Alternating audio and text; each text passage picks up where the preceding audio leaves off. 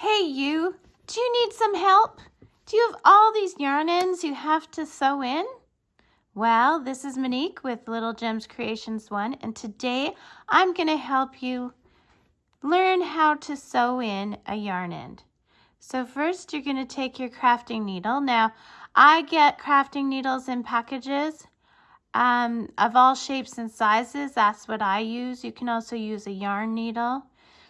So we're going to put on our yarn end and then we're going to go through some stitches. Now, I put my fingers to the front of the work so that I make sure I'm not going through to the front. I just want to pick up the back loops, okay?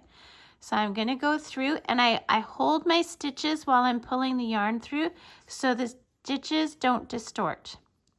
Okay, so you see how my working yarn is coming out here? I'm going to go a bit behind it and then a bit past it.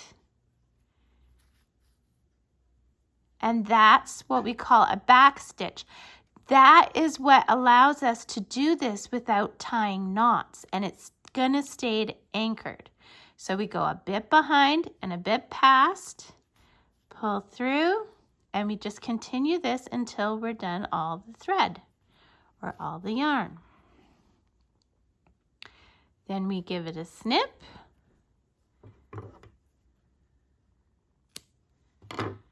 And there you go, guys. That's all there is to hiding yarn ends.